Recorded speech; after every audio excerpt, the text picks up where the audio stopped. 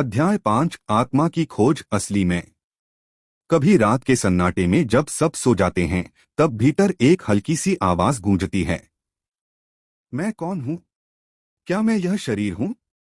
लेकिन यह तो हर दिन बूढ़ा होता जा रहा है। क्या मैं यह विचार हूं? लेकिन विचार तो पलक झपकते बदल जाते हैं। क्या मैं समाज की पहचान हूं? नाम, धर्म, जाति, पेशा। लेकिन यह सब तो बाहर से चिपकाई गई परतें हैं। तो फिर असली में कौन है? भारतीय दर्शन की दृष्टि। उपनिषद कहते हैं, न जायते म्रियते वा कदाचित।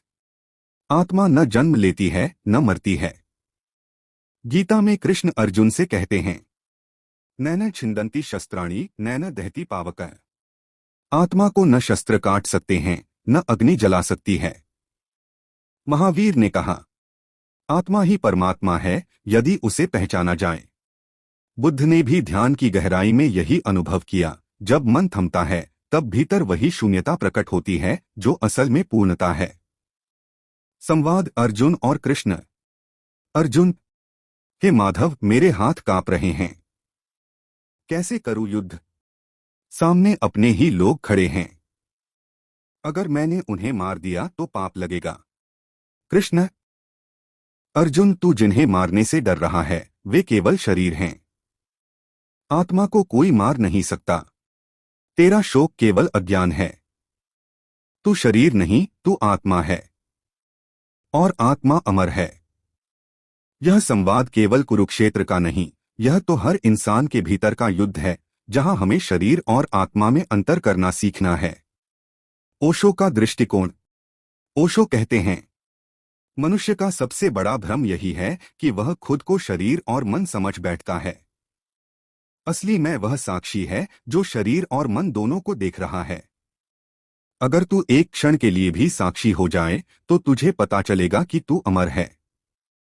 एक दृष्टांत, राजा और साधु। एक राजा ने एक साधु से पूछा, महाराज, आत्मा कहाँ है? मैं उसे देख क्यों नहीं पाता? साधु मुस्कुराए और बोले, राजन, जैसे सूरज की रोशनी से सब दिखता है लेकिन खुद सूरज को सीधे देखना आसान नहीं, वैसे ही आत्मा तेरे भीतर है, हर अनुभव को उजागर करती है पर उसे देखने के लिए आंख बंद करनी पड़ती है। बाहर भागेगा तो छूट जाएगी, भीतर जाएगा तो मिल जाएगी। राजा चुप हो गया। पहली बार उसने भीतर झांकने का साहस किया। ठहराव, आत्मा का अनुभव। कल्पना करो तुम नदी किनारे बैठे हो। लहरें उठती हैं, गिरती हैं। कभी तूफान आता है, कभी शांति। शरीर लहरों जैसा है, विचार हवा जैसा। पर गहराई में, तल में पानी हमेशा शांत है। वही तल, वही गहराई ही आत्मा है।